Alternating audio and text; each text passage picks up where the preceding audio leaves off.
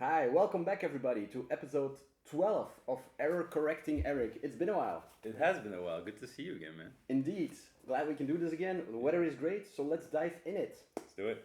Today we're going to take a look at chapter 12 and of David Deutsch, Beginning of Infinity, and the chapter is titled A Physicist's History of Bad Philosophy. Right. So it's a rather shorter chapter where he dives in of what he considers a good and a bad philosophy. Right. So, and one of the first key takeaways that I would like to discuss is in the very first episode, we talked about a good explanation, a bad explanation.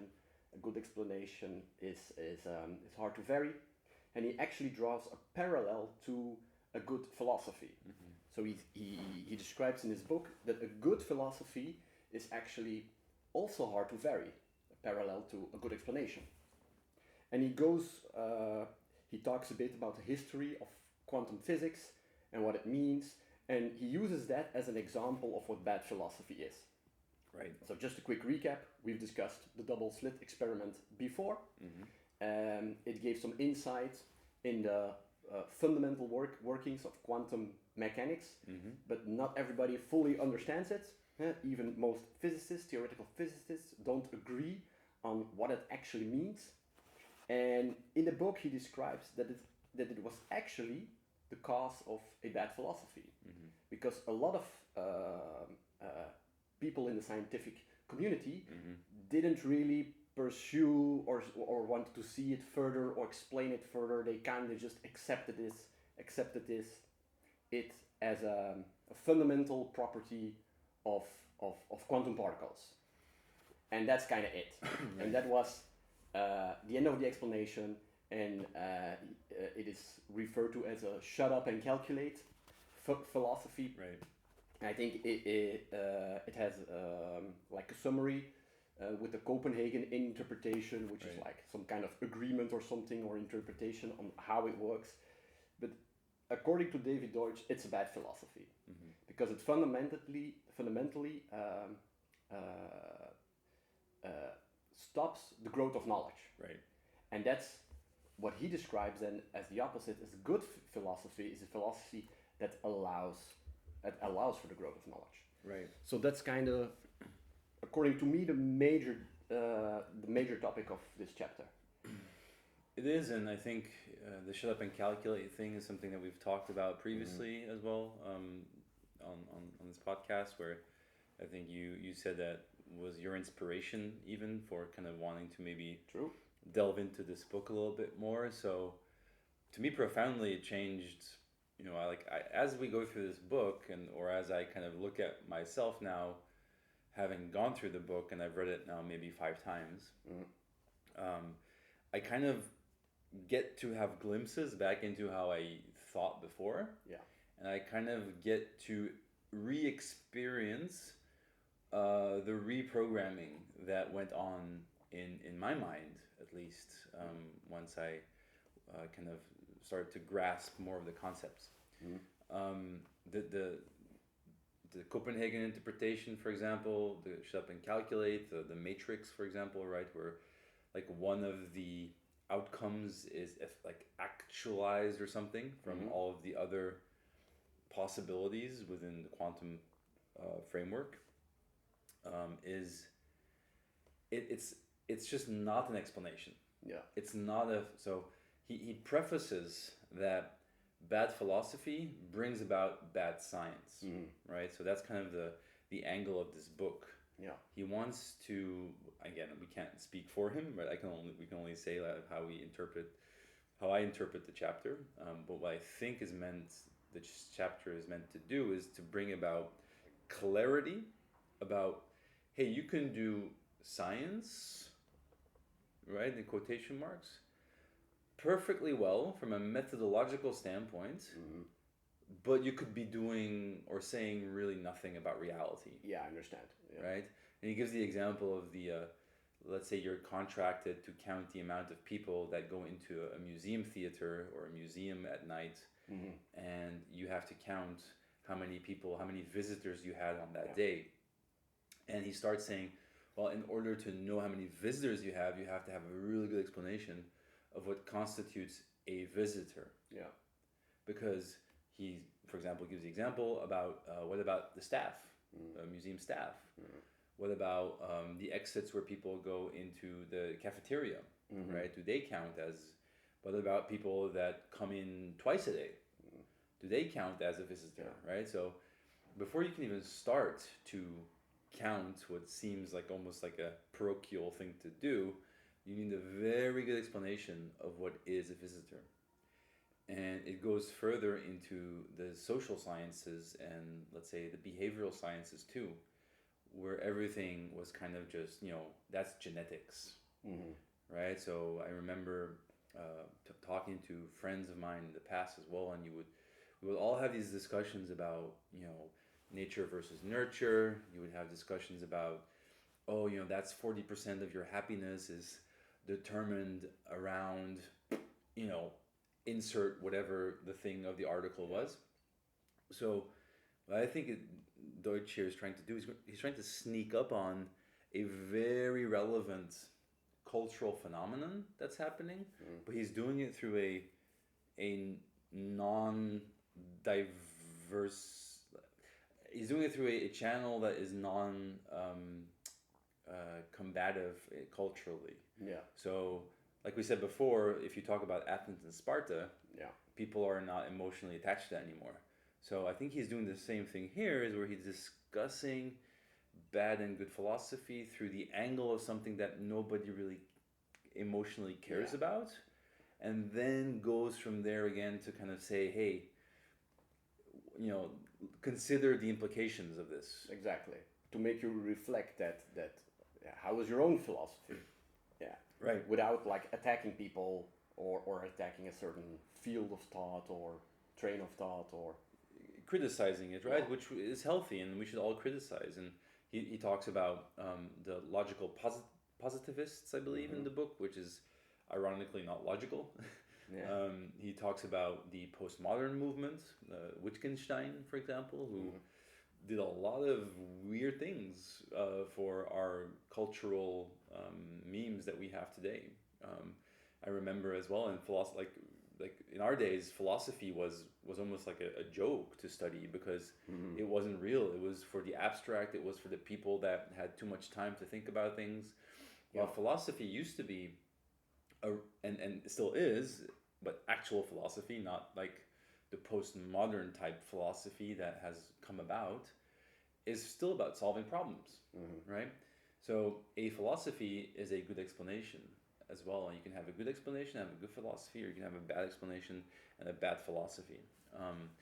So Wittgenstein as well, it took me some time to get to the nuts and bolts of it, because ultimately I remember thinking I was in the same kind of trap where I was how like postmodernism basically says everybody's lived experience, and we all have narratives for our experiences, and those are true, and there's no way for us to prove that my way is true or your way is true. It kind of like puts everything on a level playing field, except for power struggles, because postmodernism does take power struggles seriously. One group is more powerful than another group and imposes their preferences on the weaker group. But it doesn't take into account that, for example, certain moral progress has been made objectively. So postmodernism basically says everything's subjective, everything's on the spectrum, and it's all just kind of our preferences, and that's how we should kind of organize societies. And if you understand that a little bit more, then the next chapter, choices, makes more sense too. Yeah, exactly. I think when he describes the chapter, he starts with the period also of before the Enlightenment, where almost everything was bad philosophy. There was a high limitation on the growth of knowledge. It was very religious based. And then the Enlightenment came, and that for him was the kickoff of better philosophy. But still to today, with the realization that in the field of quantum mechanics, there's a lot of debate and a lot of misalignment and a train of thought that we shouldn't explode it further, or it is what it is. Yeah, because I said so, kind of. Yeah, exactly. Yeah. That is still very active even today. Right. That's something, because I always thought, that's something from the past, but no, it is very active today. And when you think about it, and when you draw a parallel to people's daily life, it is what it is, and because it's always been that way, or because somebody says so. Right. That's kind of how a lot of things are today. Yeah. And not to run forward to the next chapter, choices, but choices that people make in their daily lives. Exactly. Yeah, is not all is mostly baked into a standard train of thought, which is not necessarily a good philosophy. Not ironically, but funny. I think in this chapter he says, good philosophy has gotten better, but bad philosophy has gotten worse as well. So it's good and it's like worse at the same. It's better and worse at the same time. So it was quite funny to read.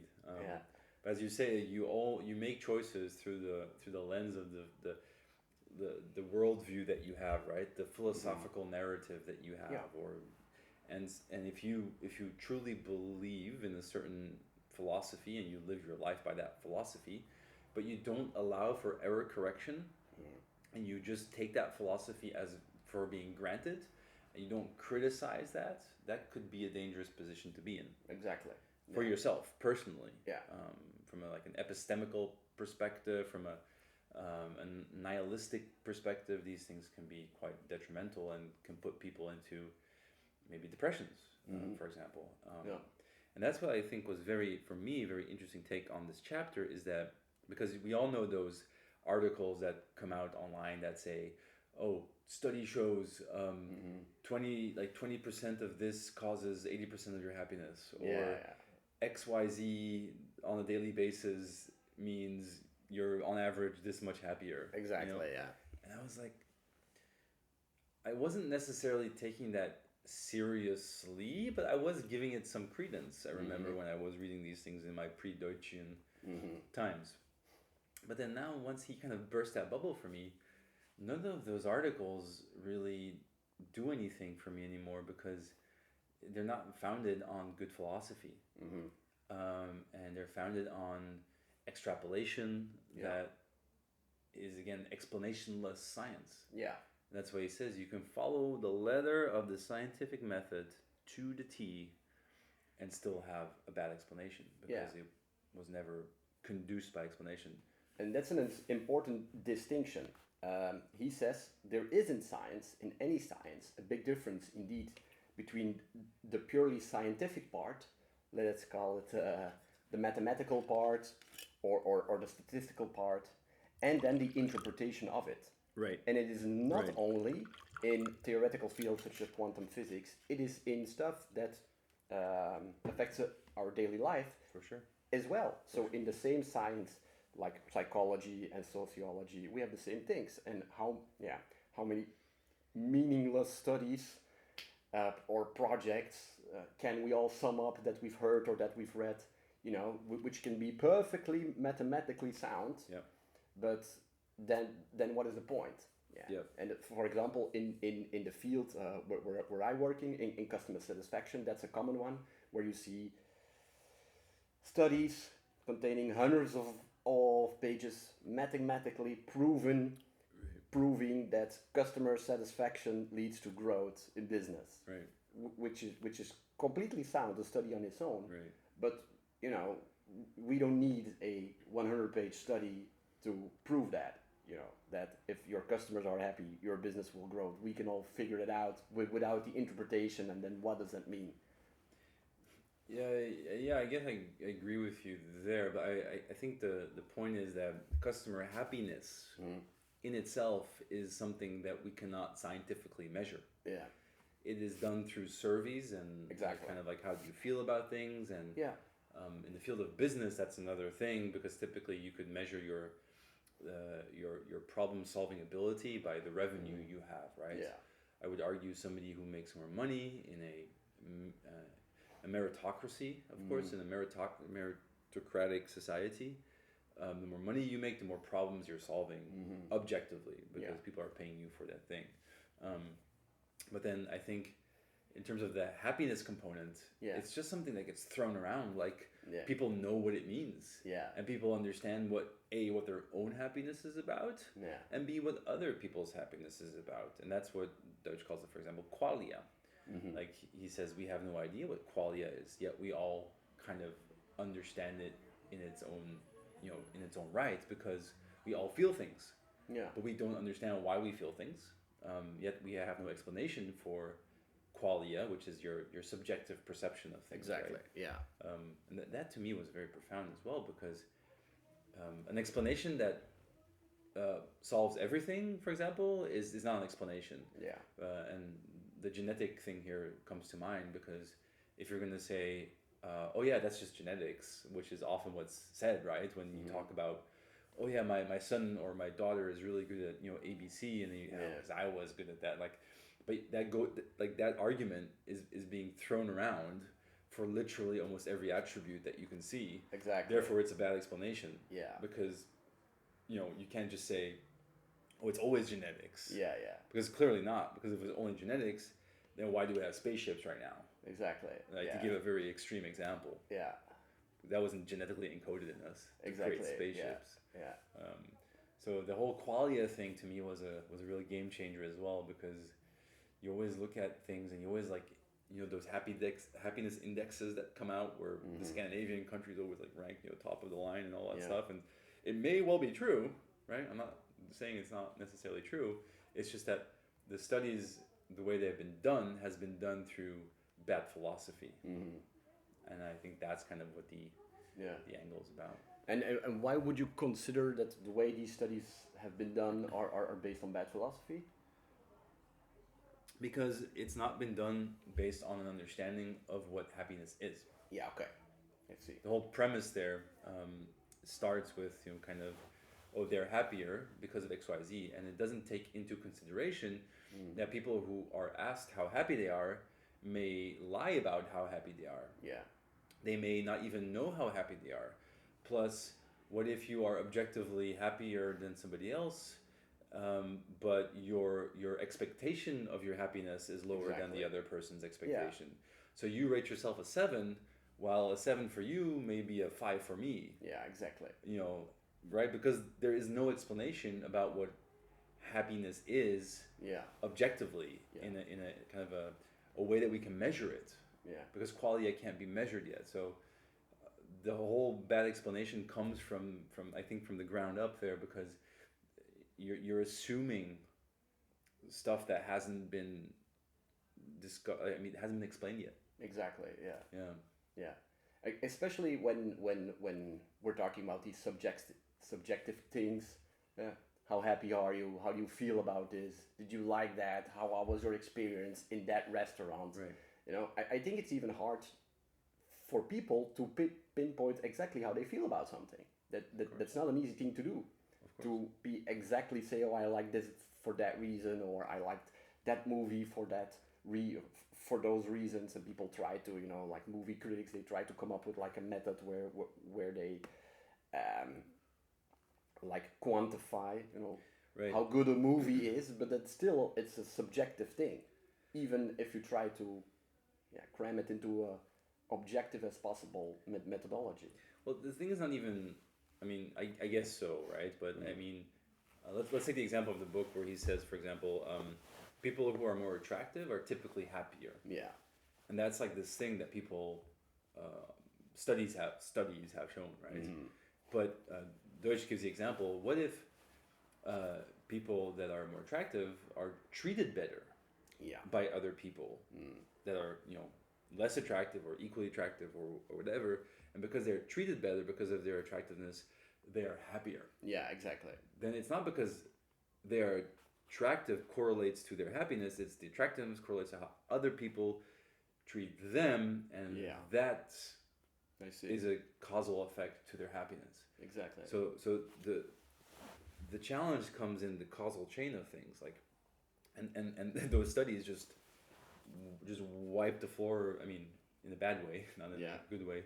They kind of just don't take any of those causal iterations into consideration, because how can you go from more attractive means more happier? like that without having Exactly. a sound fundaments Everything in between. of everything in between. And then you have to explain every step in between. You have to criticize every step in between, and every step in between needs to have an explanation. Yeah. A good explanation for why it's causal. Yeah. For Interesting. example. Yeah. Cool. There's one more thing that pops in mind when we're talking a bit more in general about bad philosophy. Mm-hmm. It is something that popped in my mind when reading this that made me think about it, was that a lot of people, I feel that at some point in their life they take some sort of final philosophy, and that's kind of it, you know, as you described with postmodernism. Right. That stuff is subjective, that at a certain point people assume like, oh, this is how things are, that is good, that is bad, and that is better, and there it kind of ends. And then you see, and I fall into that trap as well, of course. That's why we read this book, to challenge ourselves, to challenge our own philosophies, and to allow for that growth of knowledge. Right. And to think about things critically. Yeah, critically, and that are not always final. You know? Insights that we have today are not the end point, and especially societies, they keep evolving. Social structures keep evolving, but I think that is something that a lot of people don't see. I mean, yes, I think people get really caught up in rules of thumbs. I think it is. I was talking to a mutual friend of ours, Bart, who helped us with the puppy thing. Yeah, that we exactly. gave a shout out last time. Yeah. So this is your second one, Bart. I don't know. But yeah, you deserve it. And I think we talked. I was texting him before I came here that we should invite him as a guest on the next one. That's a good one. Yeah. So we'll watch out for the invite. But I think trying to understand something more critically is in reality computationally more resource draining. Yeah. So the brain just literally requires more computational power to break through the barrier of just saying, for example, oh, that's just how it is. Exactly. Yeah. Right. So I think it requires more energy. Yes. I don't know this. I haven't read about this, but this is something that Bart and I conjectured. Yeah. You know, that could be the truth. I think that's maybe like a physical barrier to understanding things more. Is that the brain requires more resources. Yeah. To delve into that. Yeah. There's an interesting book that I think we've discussed it before, that I read a couple years ago. It's in Dutch. It's from Ruben Bench. I have it lying around there somewhere. Okay. And the title is Why Everybody Thinks That They're Always Right. Right. Waarom iedereen altijd gelijk heeft.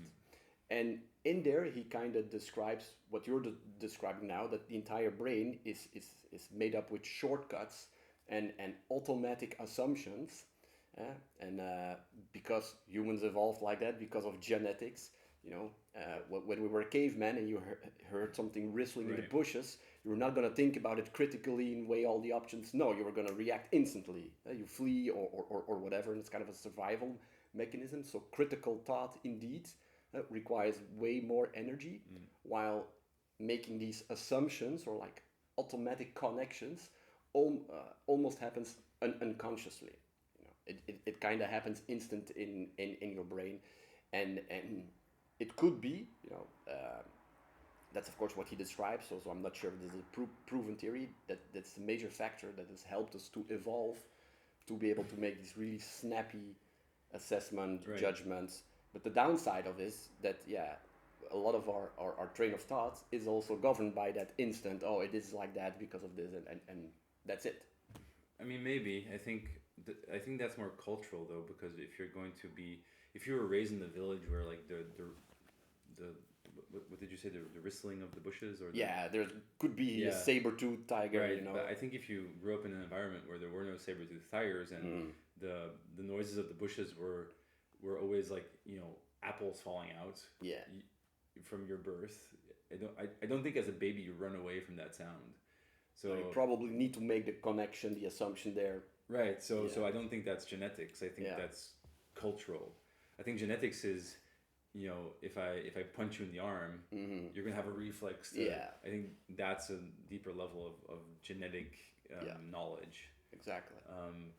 But on the other side, David Deutsch calls it rational and anti-rational memes, and I think that comes later in the book, where he discusses that rational memes tend to become stronger with criticism, and anti-rational memes tend to protect themselves from criticism. Exactly. Yeah. But they do that by what I think is like they co-opt or they take over the physical attributes of our bodies, and they kind of induce fight or flee, stress, and they use all like the stress hormones. They use that as a mechanism to defend, so the brain doesn't think about those things. Exactly. And I think that's the power of the anti-rational meme, is that it is the person that holds them becomes so connected to it as if it becomes their own identity. Yeah, exactly. Right? And I think you and I know plenty of these people where if you were to challenge them on a certain assumption that they've used as a philosophical compass throughout their lives, doesn't work. They feel threatened personally. Yeah, exactly. Because of an opinion that you uttered. Yeah. Right? So it is a very unique thing, because that's ultimately also kind of from childhood, right? Where if your father or mother says, because I said so, like you have to do things because I said so. Yeah. Like, and I think he discusses that in this chapter too. If you take that seriously as an idea, it doesn't make sense. It's bad philosophy because it doesn't explain anything. Exactly. It's just an authoritarian position. Yeah. You may mean well, right? And the action that you're trying to avoid may well be a bad one that you should avoid. Yeah. But the explanation is never because I said so. Exactly. Yeah. There's something else. Yeah. That you should wear your jacket as a child so you don't get cold, not because parents said so. Exactly. Yeah. So and people often say, yeah, but I can't explain to a child what the germ theory, like the theory of germs, is, and it's too complex for them. Well, fair enough. You can't do that, but you can use your own creativity to make a simplified version of that, where you say, oh, that's icky, or that's that's kind of like that's bad for you because you will feel bad because you get sick. Yeah. Right. That has a better explanation than I said so. Yeah, or you just wash your hands because people do it. Yeah, that's not a good explanation either. Exactly. So I mean, there is this. I think childhood thing. I think childhood trauma is a big factor for why people carry things throughout their adult life. Yeah. And kind of hold on to that, because what I think anti-rational memes do is they latch on to trauma, and they will go back into your, whatever that traumatic experience, because that's like a fight or flee thing where you get stressful, you start breathing heavier, you start sweating, all these kind of physical reactions that you get from those kind of the remembering of your trauma. Yeah. I think anti-rational memes find a good. I've seen them a little bit as parasites. I think they find a good companion with trauma. Yeah, it's an interesting one. Yeah, especially as a child, because those are your forming years. You're way more open to everything. And stuff that happens in daily life has a bigger impact. I mean, I used to believe in Santa Claus. I can't believe that my parents constructed an entire fake reality around me just so I had to believe there was this random guy coming down chimneys every year giving us presents. Like, like imagine the social effort that we have, that we go through to construct these fake narratives for people. It's unbelievable. That's an interesting one. Yeah. Cool. All right. Anything else that we want to discuss about this particular chapter? I mean, to me, it was a very profound one. I think the idea that there is such a thing as doing philosophy that is meant to solve problems was a game changer for me. Yeah. Because I also was sometimes, and obviously we're not stuck in one way or another, but I was kind of philosophically also stuck in, let's say, a more postmodernistic way of thinking, where I thought kind of like how can you judge something? And is it okay to judge something? Yeah. At all, right? And I don't mean judge like biblically judge. I mean judge like saying slavery is bad. Yeah. Right? So a society that has slavery, we can objectively judge that as being having lesser morals than a society that does not have slavery. Yeah. For that specific scope. Exactly. Maybe on other things, like let's say that society with slavery could have more, you know, women rights for non-slave populations than Yeah. the again. I mean, you know what I mean. Like I understand. we can discuss one thing in itself and judge that thing in itself. Yeah. And I think that was profound for me to understand. Hey, wait a minute. Philosophy is actually important. Yeah. Exactly. And we should kind of understand it a little bit better. Yeah. Because remember when we were in high school, it was like, okay, we're talking about Immanuel Kant, Thomas van Aquino or whatever. Yeah. We kind of went through the motions of, you know, I am there. I think therefore I am. Exactly. To be is not. Yeah, that was Shakespeare. Yeah. It's not a philosopher, but maybe a little bit. But I always thought that everything was settled. Like it's more like history lessons rather than philosophy learning. You know what I mean? Yeah. I think that's what I think that for example, the Christian schools or the theological schools do better because they actually engage in moral discussions around certain chapters or verses of, let's say in this case, the Bible, right? Where they actually delve into active discussions and they discuss what John the Baptist did, they discuss what Mary did or Jesus did, and they actually have engaging back and forth. Yeah. They discuss morality in a real way. Exactly. And we just discuss morality in a kind of historical way. Yeah. Right? Because it was this guy Aristotle and he did this, and this guy Socrates, he did this. But we never thought it was like, you know, something to really argue about. Exactly. Yeah. You know what I mean? Yeah. And that to me was like whoa, like I need to take morality seriously. Yeah. Like in itself. And to do that, you need to know philosophy. Yeah. And I think that's what Naval, one of the, he's an angel investor. He's also a Deutsch follower or a Deutsch inspired philosopher. And I think one of his tweets on X, he said, people who don't take religious seriously are fools, but people who take religion too seriously are dangerous. I see. Interesting.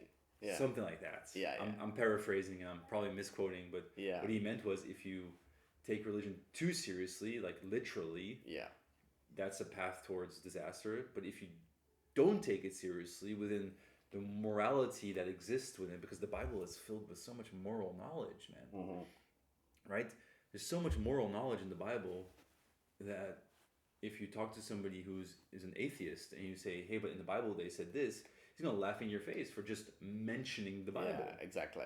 Yeah. While there's actually really good stuff in there to discuss about from a moral perspective. Exactly. Yeah. I'll stop there.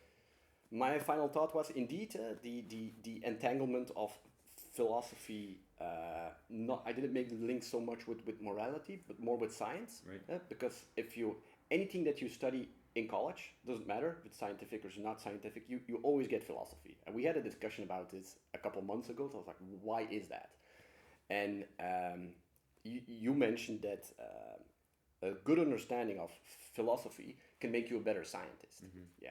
And for reading this and not falling into the trap of the purely scientific and then the interpretation, so that the science and the growth of knowledge is entwined with good philosophy, made me see indeed, so that's what's for me the most important lesson of this chapter, made me see the importance of philosophy and the discussion around that. Yeah. And if you take that further, the morality. Right. Yeah. And like a year ago or 2 years ago, the movie Oppenheimer, was released. And if you take a deeper look at that movie, there are a lot of philosophical concepts there. It's not just about the science of building the atom bomb, but should we do it? And what are the implications for the rest of the world? Because that will set things in motion. That other people will, other nations and other cultures will also jump on that bandwagon, and there is a point of no return there. Once one person starts building a nuclear weapon, everybody will, and will. So the philosophical implications was heavily discussed in that movie. Yeah, and I never thought about that before. And I didn't read his own work, but I discussed this with my brother, who is an avid reader of Oppenheimer. So the actual text and books that he wrote himself, mostly about the philosophy of open research and things like, you know, should we pursue the growth of knowledge of things like a nuclear weapon? You know, how is that going to impact the world positively, negatively? So that's what's for me an important insight. Well, to end then with a phrase I think from Deutsch as well. Prophecy is biased towards pessimism. Mm-hmm. So yeah, I see. Yeah. Yeah. So the answer to, you know, will that technology be dangerous is never don't do that technology. It's always do that technology, but in a safe way. Yeah, exactly. Yeah. And when people say, yeah, but what if the enemy, right, gets a hold of that technology? And it's like, yeah, but what if they get to it first? Yeah. Like it doesn't make any sense because in any case you want to have the technology and have it in a morally better way. Yeah, exactly. So the question with Oppenheimer in that case would not be, do we pursue this or not? It would be, we pursue it, but how do we pursue it? Yeah, exactly. Yeah, not do we seize this progress? It's about the how. But the how, yeah. And I think, like, you know, for example, Nobel, right, the Nobel Prize, he invented dynamite, which he also was more intended for like bridge building and tunnel building, not for, you know, warfare. But you know, unfortunately, things get used for bad purposes. But it's also necessary to be able to defend yourself. In certain cases. So I mean, I'd rather be with the side that invests into progress and that is able to defend themselves better against, you know, foreign you know, adversaries in this case. Yeah. Exactly. Cool. Yeah. All right. Let's wrap it up for this chapter. Yeah, that was chapter 12, A Physicist History of Bad Philosophy. Join us again next week where we're going to dive into chapter 13 and it's all about choices. See you then. Ta-da. Ciao.